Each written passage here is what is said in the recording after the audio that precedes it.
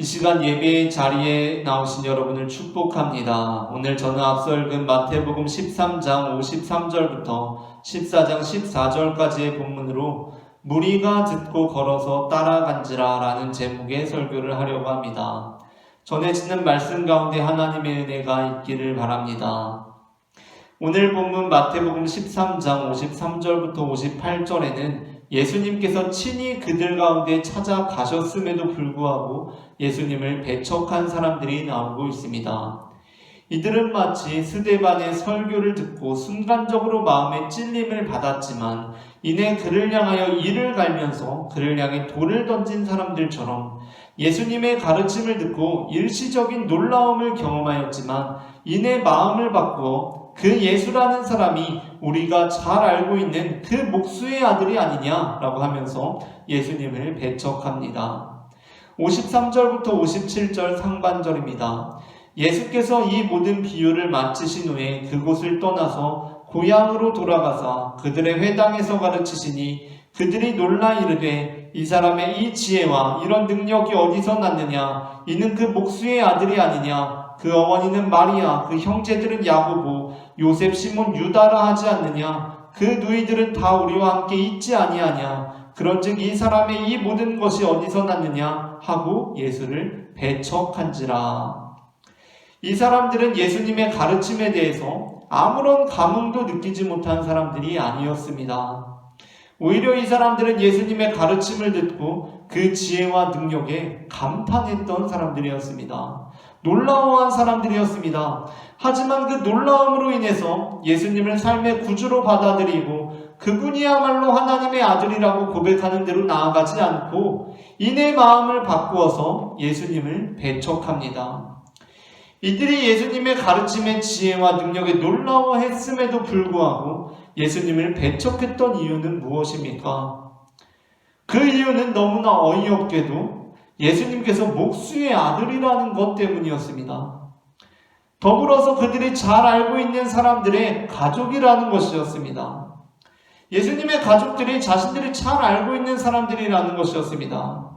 그 목수라는 직업이 그리고 그들이 잘 알고 있는 예수님의 가족이라는 사람들이 지극히 평범한 사람들이라는 것이 그 이유였습니다. 사실 만일 예수님께서 목수의 아들이심에도 불구하고 또는 그들과 전혀 다를 바 없는 평범한 삶을 살아가고 있는 이들의 가족들임에도 불구하고 그런 놀라운 지혜와 능력의 말씀을 베푸셨다라는 것은 그러한 인과관계 안에서 오히려 더 찬사를 받아야 할 만한 일입니다. 예수님께서 목수의 아들임에도 불구하고 그들이 일반적으로 만나고 생활을 같이 하고 있는 그 사람들의 가족임에도 불구하고 지혜와 능력의 말씀을 베푸셨다는 것은 논리적으로 생각해 볼 때 더욱더 큰 찬사를 받아야 할 일입니다. 일단 놀랐었는데 더 크게 놀라야 할 일입니다. 우리 한번 생각해 봅시다. 어떤 사람이 TV 퀴즈쇼 프로그램에 나가서 1등을 했습니다. TV 퀴즈쇼에서 1등을 했습니다. 그 퀴즈쇼에 박사들도 나오고 의사들도 나오고 변호사, 교수들이 다 나왔는데 경쟁에서 1등을 했습니다. 그런데 알고 보니까 그 1등한 사람이 그냥 고등학교만 나온 사람입니다. 시장에서 장사하면서 간간히 책이나 신문을 읽어온 사람입니다. 그렇다면 우리는 그 사실을 알고 어떻게 행동해야 하겠습니까? 어떻게 반응해야 하겠습니까? 당연히 더욱더 놀라워해야 할 것입니다. 그냥 어떤 사람이 퀴즈쇼에 나와서 1등한 것이 놀라운 일인데 그 사람이 알고 보니까 고등학교밖에 안 나온 사람이고 그냥 시장에서 장사하는 사람인데 간간히 책이나 신문을 읽어온 사람이라면 우리는 더욱더 놀라워해야 합니다. 하지만 우리의 본성은 인간의 이 사악한 본성은 간혹 그런 일들이 있을 때 더 놀라워하기보다는 오히려 자기가 놀라워하고 있는 사실을 감추고 부정하려고 하면서 그가 행한 놀라운 일에 대해서 전혀 상관없는 그 일들을 가지고 폄하하려고 할 때가 있습니다. 그러니까 이런 것입니다. 그 퀴즈 프로그램에서 고졸에게 지고만 어떤 전문직 종사자들이 있지 않겠습니까? 변호사나 의사, 교수들이 이야, 그 사람 정말 대단하다. 어떻게 그렇게 아는 게 많을까? 그러고 축하해주고 박수를 쳐주기보다는 집으로 가면서 이렇게 말하는 것입니다. 자존심이 상하는 것이죠. 그래서 어떻게 말하는 것입니까? 그 사람이 아는 게 많은 것을 부정할 수는 없습니다. 그 사람이 나를 이겼다는 것을 부정할 수는 없습니다. 그러니까 어떻게 말합니까? 고등학교밖에 안 나온 주제라고 말합니다. 고등학교밖에 안 나온 게 어디서라고 이렇게 말합니다. 사실 그가 고등학교밖에 못 나온 것이 곰곰이 생각해보면 퀴즈쇼에서 1등한 것을 더욱더 놀랍게 만들 만한 이유가 되는데, 인간의 사악한 본성은 말도 안 되게도 그런 방식으로 그의 업적을 폄하하고 있는 것입니다.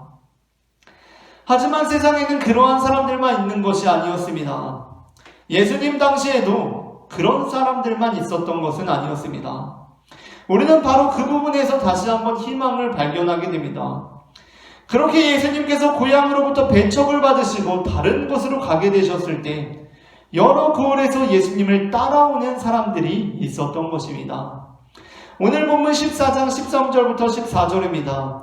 예수께서 들으시고 배를 타고 떠나사 따로 빈들에 가시니 무리가 듣고 여러 고을로부터 걸어서 따라간지라.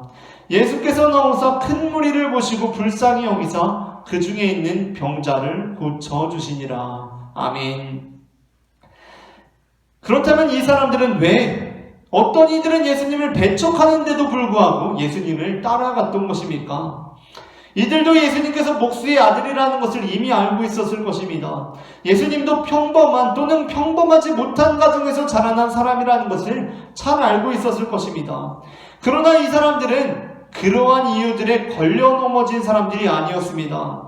그것이 예수님의 메시아됨에 있어서 그렇게 중요한 것이 아니라는 것을 알고 있었습니다. 예수님께서 하나님의 아들이라는 것은 그로부터 나타나는 지혜와 능력으로 인한 것이지, 그가 목수의 아들이라는 것이 그 의미를 퇴색시키거나 폄하할 수 없다는 것을 알고 있었던 것입니다.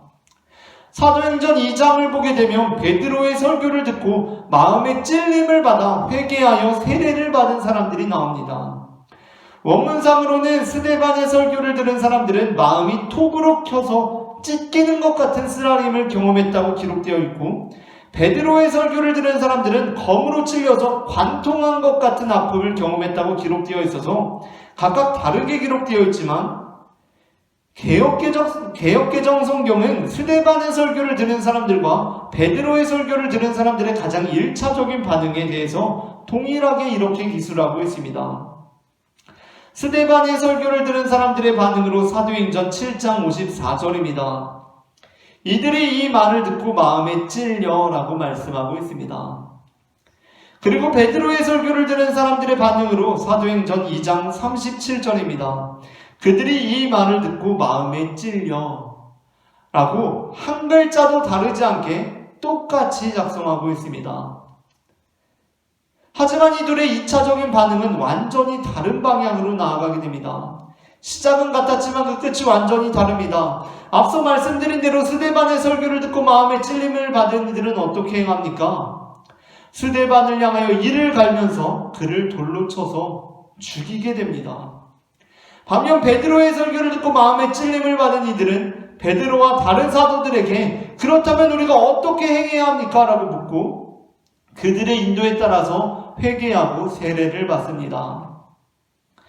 예수님께서는 마태복음 13장 1절부터 23절에 나오는 씨 뿌리는 자의 비유를 통해서 같은 말씀을 듣고도 어떤 것들은 결실하지 못하지만 어떤 것들은 결실한다고 말씀하시면서 주어지는 말씀도 중요하지만 그 말씀을 받는 태도와 자세 역시 중요하다라고 말씀하셨습니다. 그런데 오늘 본문에서 그 비유의 말씀이 현실로 나타나고 있습니다. 예수님의 비유의 말씀이 뿌려졌습니다. 땅에 뿌려졌습니다. 그리고 1차적으로는 모두 동일한 반응이 나타났습니다. 그런데 이어지는 반응이 서로 완전히 다르게 나타나고 있습니다. 어떤 사람들은 예수님께서 찾아가셨음에도 불구하고 예수님을 배척하는 사람들이 나타나기 시작합니다. 그런데 반면에 또 어떤 사람들이 있습니까? 예수님께서 떠나가시는데도 그를 따라가는 자들이 있습니다. 예수님께서 찾아가셨음에도 불구하고, 그리고 그 가르침에 사실 놀라워했음에도 불구하고 예수님을 배척하고만 자들의 논리가 무엇입니까? 그가 목수의 아들이라는 것입니다. 그가 우리처럼 평범한 사람들의 가족이라는 것입니다. 그렇게 그들은 오히려 더 크게 놀라워해야 할 이유들로 인해서 이전의 경험의 감흥을 애써 축소시키고 있습니다. 아까 처음 들었을 때는 조금 놀랍긴 했는데 그가 사실 목수의 아들이고 그냥저냥한 사람들의 가족이라면 사실 그 가르침도 별거는 아니었던 것 같은데? 라고 자신들의 놀라움을, 그 지혜와 능력을 폄하하고 있습니다. 여러분, 우리의 모습은 어떻습니까? 우리가 이 땅 가운데 살아가면서 우리는 어떠한 신앙의 모습을 보이고 있습니까? 어떤 사람이 중병에 걸려서 의사로부터 시한부 선고를 받고 삶의 소망이 완전히 끊어졌습니다. 그 가운데 하나님께 기도하고 간청함으로 그 병이 고침을 받는 기적 같은 일이 벌어졌습니다. 일어날 수도 없고 말도 안 되는 기적 같은 일이 벌어졌기 때문에 의사도 놀라고 가족들도 놀라고 자기 자신도 놀랐습니다. 그런데 시간이 지나면서 어떠한 일이 벌어집니까? 그 놀라움이 사그라들기 시작합니다. 그때 병이 나은 것이 하나님께서 고쳐주셨다기보다는 그냥 다른 어떤 작용들로 인해서 그랬던 것일 수도 있겠다라는 생각이 조금씩 들기 시작합니다. 그리고 그때 그것은 사실 별일은 아니었던 것 같아라고 생각하는 지경에 이르는 것입니다. 어떤 사람이 경제적으로 완전히 파산하여서 소생할 수 없는 지경에 이르러서 지푸라기라도 잡는 심정으로 하나님께 기도합니다. 그런데 놀랍게도 한 줄기 빛도 비춰오지 않던 어둠 같던 생활이 거치고 어떻게 살 길이 마련되어서 다시 재기에 성공합니다. 정말 놀라운 일이 벌어지고 만 것입니다. 그런데 이내 그 마음에 어떠한 생각이 듭니까? 기도하지 않았어도 이렇게 되었을 것 같다라는 생각이 듭니다. 기도하지 않았어도 이렇게 되지 않았을까? 그 놀라웠던 일이라는 것은 사실 너무나 말도 안 되는 일이니까 그거는 그냥 그렇게 하지 않았어도 그렇게 될 일 아니었을까? 라고 생각한다는 것입니다. 왜 그렇게 생각합니까? 기도에서 일이 이렇게 되었다는 것이 말도 안 되는 일이기 때문입니다. 저는 교육전도사로 사역하면서 한때 예수님을 만나서 너무나 밝고 긍정적인 에너지로 살아가다가 어느 순간 신앙을 다시 잃어버리고 이전의 우중충한 분위기로 되돌아가는 학생을 만난 적이 있습니다. 그 학생과 이야기를 나누다가 저를 너무나 마음 아프게 했던 말이 있었는데 그것은 바로 예수님을 만났던 지난 경험 자체에 대해서 스스로 자조적으로 표현했던 것이었습니다. 그 학생 친구는 저에게 이런 말을 했습니다. 전도사님, 어쩌면 그때 예수님을 만나서 마음이 뜨거워졌다고 하는 것은 그냥 수련회 때 그 특유의 군중심리 같았던 것 같아요. 어쩌면 그때 예수님을 만나서 너무 좋았던 것은 그냥 왜 락음악이 막 이렇게 나오는 데에서 찬양 집회의 그 특유의 락음악 속에서 느껴지는 그러한 황홀경 같은 것일지도 모르겠어요. 어쩌면 그때 여름 수련회 집회 장소에서 성령의 불길이 내린 것처럼 느껴지고 성령의 바람이 불어왔던 것처럼 느껴진 것은 그때 그 집회 장소에 에어컨을 끄고 선풍기를 틀었기 때문일지도 모르겠어요. 라고 말하는 것을 들었던 적이 있습니다. 그때 저는 그 친구에게 도움이 되었을지는 모르겠지만 이런 말을 들려주었습니다. 어쩌면 우리가 정말 그때 예수님을 만나서 마음을 뜨거워지는 경험을 했던 것이 그런 군중심리하고 비슷한 것일지도 몰라. 우리가 예수님을 만나서 너무나 좋았던 것이 그냥 그런 락 콘서트에서 느껴지는 그런 황홀경하고 비슷한 것일지도 모르겠다. 여름 수련회 때 막 성령의 불길이 내린 것처럼 뜨거워졌던 것이 그때 에어컨을 껐기 때문이고 성령의 바람이 느껴졌던 것이 선풍기를 틀었기 때문일지도 모르겠다. 그러나 우리가 어떤 다른 운동회나 공연에 참여해서 그런 군중심리를 하나님의 임재로 경험한 적이 있는가? 우리가 어떤 락밴드 콘서트에 참여해서 그곳에 가서 황홀경을 경험하거든 내가 정말 예수님의 뜻대로 살아가겠노라고 내 삶이 변화된 적이 있었나? 집에서 에어컨을 끄면 그냥 더울 뿐이고 선풍기를 틀면 그냥 시원하다는 생각이 들 뿐이지 우리가 에어컨을 끄면서 성령의 임재를 느끼고 우리가 선풍기를 틀면서 성령의 바람을 느낀 적이 있었던가? 그러한 적은 없다는 것입니다. 하나님께서 우리에게 어떠한 소중한 경험을 주셨을 때, 소중한 마음을 주셨을 때 우리는 그 경험에 대해서 소중하게 여길 필요가 있다는 것입니다. 그때는 그렇게 즐거워하고, 그때는 그렇게 기뻐하고, 그때는 그렇게 감격해하고 놀라워하다가 이후에 시간이 지나고 나서는 그게 그냥 별것 아니었던 것 같아 라고 말하는 것은 우리의 마음이 얼마나 악한지를 드러내는 것이라는 것입니다.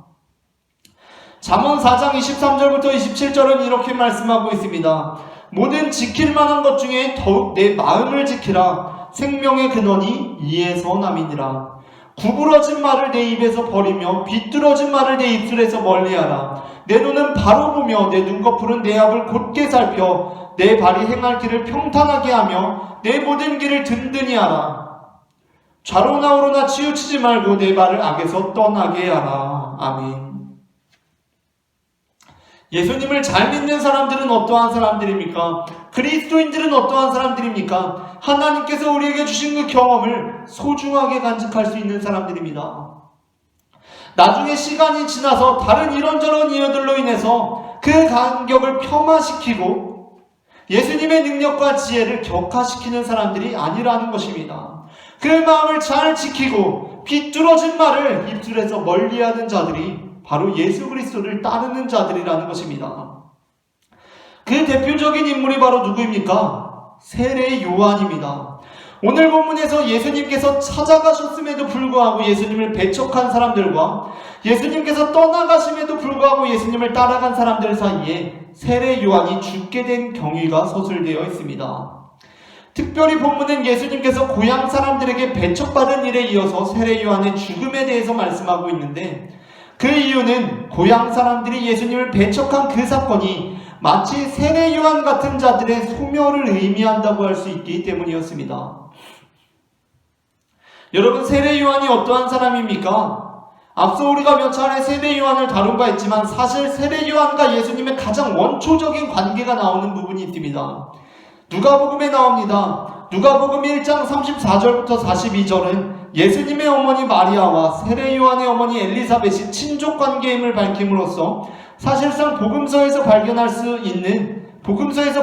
없는 예수님의 영유아 그리고 아동 청소년 청년 시기에 세례 요한과의 교류가 있었음을 예측하게 하고 있습니다. 누가복음 1장 34절부터 42절입니다. 마리아가 천사에게 말하되 나는 남자를 알지 못하니 어찌 이 일이 있으리이까? 천사가 대답하여 이르되 성령이 내게 임하시고 지극히 높으신 이의 능력이 너를 덮으시리니 이러므로 나실 바 거룩한 이는 하나님의 아들이라 일컬어지리라. 보라, 내 친족 엘리사벳도 늙어서 아들을 배웠느니라. 본래 임신하지 못한다고 알려진 이가 이미 6달이 되었나니 대저 하나님의 모든 말씀은 능하지 못하심이 없느니라. 마리아가 이르되 주의 여종이오니 말씀대로 내게 이루어지이다 하매 천사가 떠나가니라. 이때 마리아가 일어나 빨리 산골로 가서 유대 한 동네에 이르러 사가랴의 집에 들어가 엘리사벳에게 문안하니 엘리사벳이 마리아가 문안함을 들으매 아이가 복중에서 뛰노는지라. 엘리사벳이 성령의 충만함을 받아 큰 소리로 불러 이르되 여자 중에 내가 복이 있으며 내 태중의 아이도 복이 있도다. 아멘. 자, 이곳에서 세례 요한의 위대함이 나타나고 있습니다. 세례 요한은 어떠한 사람이냐면 예수님의 친족이었습니다. 세례 요한은 예수님을 어린 시절부터 잘 알고 있었을 수도 있고 아무튼 그와 아주 가까운 사이였을 것입니다. 그런데 세례 요한은 예수님에 대해서 어떻게 말합니까? 예수님의 고향 사람들은 예수님께서 목수의 아들이라서 그의 가족들이 자신들과 너무나 비슷한 처지에 있는 사람들이라서 예수님을 배척했습니다. 세례 요한 역시 그들보다도 더 예수님이 목수의 아들이라는 것을 잘 알고 있었을 것이고 그 가족들이 나사렛 사람이라는 것을 잘 알고 있었을 것입니다. 심지어 세례 요한은 예수님의 친척이지만 나름 제사장 가문에서 태어난 사람이었습니다. 그랬던 세례 요한이 예수님을 부를 때에 어떻게 부릅니까? 요한복음 1장 29절에서 세례 요한이 예수님을 부르는 부분이 있습니다. 이렇게 부르고 있습니다. 이튿날 요한이 예수께서 자기에게 나오심을 보고 이르되 보라, 세상 죄를 지고 가는 하나님의 어린 양이로다. 아멘. 보라, 세상 죄를 지고 가는 하나님의 어린 양이로다. 요한은 예수님 아버지가 목수고 그 가족들 내가 엄청 잘하는 사람들인데? 라고 하면서 예수님을 배척하지 않았습니다. 그리고 마치 퀴즈쇼에서 고졸에게 진 전문직 종사자처럼 어디서 목수 아들이 나는 이래봬도 제사장 아들이야 라고 예수님을 폄하하고 거들먹거리지도 않았습니다. 아니, 요한은 그것을 잘 알고 있었기 때문에 오히려 더 확신에 차서 이렇게 말했습니다. 보라, 세상 죄를 지고 가는 하나님의 어린 양이로다. 아멘. 그런데 오늘 본문에서 어떠한 일이 발생합니까? 그 세례 요한이 목베임을 당한 것입니다. 죽은 것입니다. 이제 예수님께서 목수의 아들이라고 하면 그것으로 인해서 더 놀라워하는 사람이 없습니다. 오히려 목수의 아들이라는 이유로 예수님의 능력과 지혜를 폄하합니다.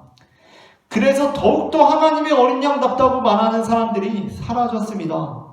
정말 말도 안 되게도 그래서 그 지혜와 능력까지도 폄하하려고 들고 있습니다. 그러나 다행히 오늘 본문은 그렇게 끝나고 있지 않습니다.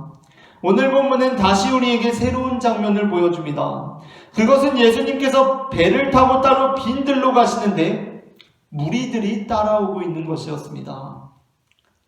마태복음에 나오고 있는 오늘 장면을 상상해보면 굉장히 감동적인 장면입니다. 예수님께서 비유 가르침을 마치시고 고향 사람들에게 찾아갔는데 고향 사람들에게 배척을 당하셨습니다. 그것도 지혜와 능력에 있어서는 인정을 받았는데 말도 안 되게도 예수님의 아버지가 목수여서 그 가족들이 그냥 평범한 사람들이고 우리가 잘 알만한 사람들이어서 배척을 받으신 것입니다. 우리가 어떤 회사에 지원서를 넣었는데 성적이나 스펙에서는 전혀 문제가 없었는데 탈락했습니다. 불합격했습니다. 그래서 내가 왜 불합격되었는지 너무나 궁금해서 전화를 해보니까 다른 곳에서는 다 문제가 없었는데 가족사항에서 문제가 된다. 가족이 그냥 다 변변치 않다라는 말을 한다고 생각해 봅시다. 아니, 가족 중에 어떻게 전문직 종사자가 아무도 없습니까? 라고 말한다고 생각해 봅시다. 얼마나 황당한 일입니까? 그래서 예수님께서 배를 타고 빈들을 향해 가십니다. 무너진 마음을 하늘에 계신 아버지께 아뢰기 위해서 가지고 계신 것입니다. 그런데 어떤 일이 벌어집니까? 능력과 지혜에 있어서는 인정을 받았는데 너무 말도 안 되는 이유로 배척받으신 예수님이 그 낙심한 마음을 가지고 그 무너진 마음을 하늘에 계신 아버지께 아뢰기 위해서 가시는데 어떠한 일이 벌어집니까? 제자들이 예수님 잠깐 저기 좀 보십시오 라고 말합니다. 해변가를 좀 보십시오 라고 말합니다. 해변가를 보니까 배를 타고 예수님과 예수님의 제자들이 가고 있는데 해변가에서 사람들이 걸어오고 있습니다. 예수님과 예수님의 제자들이 배를 타고 빈들로 가고 있는데 저쪽 해변가에서 사람들이 그 배를 따라서 걸어서 따라오고 있는 것입니다. 그 뒤로 몇몇 무리가 더 보이고 자세히 보니까 큰 무리가 예수님께서 타고 가시는 배를 해변가에서 걸어서 따라오고 있는 것입니다. 그래서 예수님께서 어떻게 하십니까? 그들을 불쌍히 여기시고 그들의 병을 고쳐주십니다. 이 본문은 예수님께서 자신을 배척한 자들에게 많은 능력을 행하시 않은 부분과 대비되는 부분입니다. 예수님께서는 고향에서 사람들이 예수님을 배척하자 그곳에서 많은 능력을 행하시지 않으십니다. 그런데 예수님께서는 자신을 따르는 자들에게 능력을 베푸시기 시작하십니다. 저는 우리가 바로 그러한 사람들이 되기를 소망합니다. 우리는 우리의 마음을 지켜야 합니다. 하나님께서 우리에게 주신 믿음이 있고 경험이 있고 보여주신 능력과 지혜가 있음에도 불구하고 애써 그것을 폄하하기 시작할 때 하나님께서는 그에게 더 많은 능력을 베푸시지 않으시고 다른 곳으로 향하십니다. 우리의 배척을 수용하시고 다른 곳으로 가시는 것입니다. 간혹 하나님께서 자신에게 보다 선명한 능력을 보여주면 하나님을 믿겠다고 말하는 사람들을 볼 때가 있습니다. 그들은 마음속으로 이미 예수는 목수의 아들이냐 아니냐, 그 그런데 어떻게 그런 일을 행할 수가 있겠느냐라고 생각하면서 도전적으로 하나님께서 자신에게 보다 선명한 능력을 보이시면 하나님을 믿겠다라고 주장합니다. 하지만 하나님께서는 그러한 사람들에게 능력을 더 이상 베푸시지 않으십니다. 그저 다만 그들의 배척을 수용하시고 그들을 떠나 다른 이들을 향해 가시는 것뿐입니다. 그러나 그럼에도 불구하고 예수 그리스도를 따라가는 자들, 다른 어떤 것이 아니라 그분께서 보이시는 능력과 지혜를 바라보면서 그분을 따라가는 자들에게 예수님께서는 이제 능력을 베푸시기 시작하십니다. 예수님이 목수의 아들이라는 것이 자신이 예수님을 믿는 데에는 전혀 문제가 되지 않는다는 마음으로 예수님을 따라온 사람들, 예수님이 비록 목수의 아들이고 그 가족들이 모두 평범한 사람들인 것을 내가 알고 있지만 그럼에도 불구하고 그분으로부터 나오는 능력을 볼 때, 그 지혜를 볼 때 예수님을 하나님의 어린 양으로 고백할 수 있는 자들에게 예수님께서는 능력을 베푸시기 시작하신다는 것입니다. 우리가 바로 그러한 사람들이 되기를 원합니다. 예수님께서 우리에게 주신 놀라운 그 경험, 그 체험들을 소중하게 간직하고 그 마음을 지키고 우리의 입에서 비뚤어진 말을 벗어버림으로써 하나님의 놀라운 능력을 경험하는 우리 모두가 되기를 소망합니다. 우리는 다른 어떠한 것이 아니라 예수님께서 베푸시는 능력과 지혜를 바라보면서 그분을 오직 하나님의 어린 양이라고 고백하는 자들이 되어야 한다는 것입니다. 이처럼 하나님께서는 예수님의 능력과 지혜를 바라며 그 마음을 지키고 그분을 따라가는 이들에게 능력을 베푸시는 분이심을 저는 마태복음 13장 53절부터 14장 14절 말씀을 근거로 고백합니다. 오늘 전해진 말씀 가운데 하나님의 은혜가 임했기를 바랍니다.